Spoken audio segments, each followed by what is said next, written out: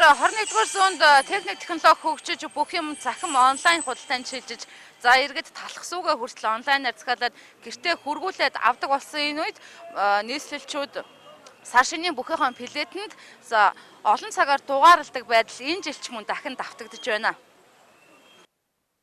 Жилийн жилд үндэсний бүхий хорхоотнуудад тулгардаг бэрхшээл энэ жил ч мөн давтагдж байгаа дүр зургийг үзэгч та бүхэн харлаа.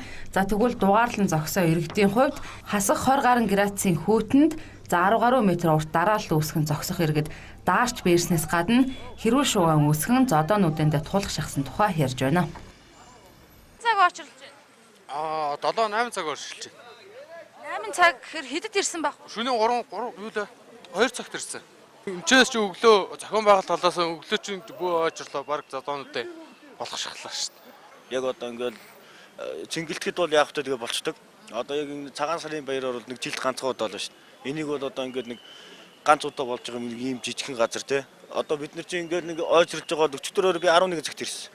Ёо энэ хүмүүс ингээд дайраад ингэсээр бол одоо бол ингээд зогсоод бич. Энэ кас мас одоо 2-3 газар ингээд пледэ зармаар байна. Тэгээ ганцхан газараа зарна. Тэгэл одоо энэ чи биднээс чинь 11-ээс ахуулаад одоо ойчлоо одоо өдөр байж л шүү дээ. Тэ. Одоо ямарс каса ядтаа 2-3 тэгэл ядтаа 8 цаг үед онгоочдөг бол зүгээр байна. Хамаг кап биш шүү дээ.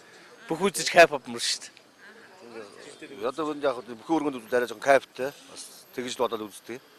Тэгээ гэрд үсгэр бас тиймэрхүү байна тийм ээ. Тэгэл олонтойгоо бөөндөө бас бужигнаад ингээ явал бас зүгээр юм болоод.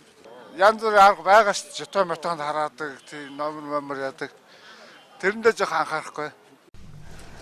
Өглөөний 9 цагаас эхлэн худалдаалсан тасалбар 9 цаг 50 минутын орчим биднийг очиход хамгийн нүүрний игнэний буюу 35,000 төгрөгийн билет зарагдаад дуусч байсан юм а. 1000 гаруй билет л тодтолтолтолдсон да. Одоо ер нь ихэнх нь зарагдсан байна уу? Одоо 35-ыг бараг дуусчихна. 30,000 25,000 юм байна. За гээс аваарай. Монголын үндэсний бүхий холбооноос жил бүр тулгардаг энэ бэрхшээлийг шийдэхээр тасалбарыг онлайнаар худалдах талаар судалсан ч онлайн худалдаа нь дамлан худалдаг байдлыг бүр дэврэгнэ гэж үзсэн учраас ийхүү битүүнийхөө өглөө худалдаг болохоор шийдсэн юм а. Тод мэдээнд уянга баясгалаа.